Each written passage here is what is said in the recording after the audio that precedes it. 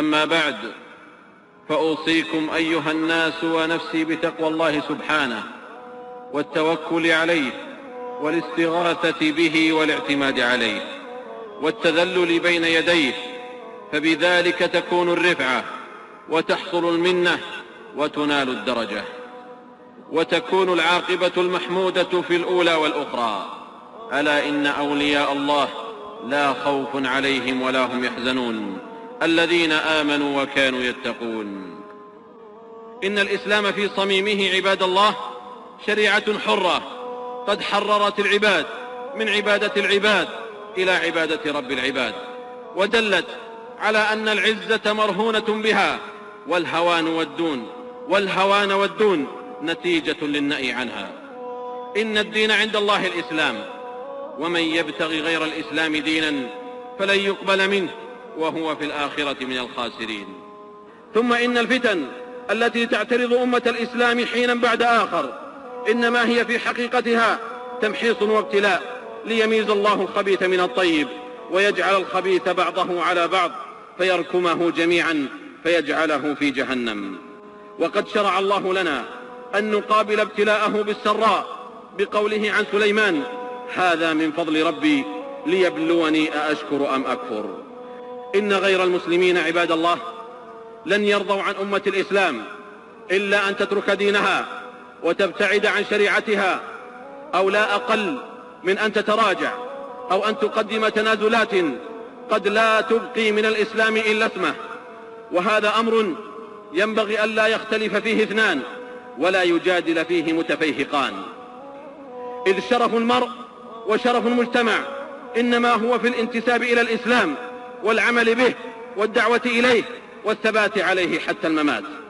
من غيرته ظروف الحياة أو هز كيانه خطوب وتداعيات ورغبة أو رهبة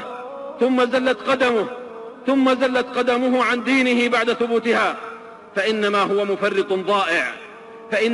مفرط ضائع ناقض بعد غزل وحال بعد عقد، حتى يصبح فريسة الحول بعد الكور والذل بعد العز. إن الذين ارتدوا على أدبارهم من بعد ما تبين لهم الهدى الشيطان سول لهم وأملى لهم. فمن هنا عباد الله جاءت شريعة الإسلام بالتحضير على الثبات على الدين والعض عليه بالنواجذ حتى الممات، واعبد ربك حتى يأتيك اليقين. وكان من دعاء النبي صلى الله عليه وسلم قوله: اللهم إذا أردت بالناس فتنة فاقبضني إليك غير مفتون، رواه مالك في الموطأ. بل كان صلى الله عليه وسلم يحدث عن المؤمنين ممن كانوا قبلنا فيقول: كان الرجل في من كان قبلكم يحفر له في الأرض فيجعل فيه، فيجاء بالمنشار فيوضع على رأسه فيشق باثنتين وما يصده ذلك عن دينه، ويمشط بأمشاط الحديد ما دون لحمه من عظم أو عصب وما يصده ذلك عن دينه. فيا ليت شعري أين ذو الأقلام النيرة والأفهام السوية يدلون الناس على ما يحفظ لهم دينهم ويحصن كيانهم ويزرع الثقة في مبادئهم وشريعتهم ومناهج تعليمهم، ويحذرونهم من شرور المبغضين وحسد الحاسدين، ويقيمون لهم ميزان العدل في القول والعمل، فيرجعون عقلاء مميزين يعرفون ما يأخذون وما يذرون.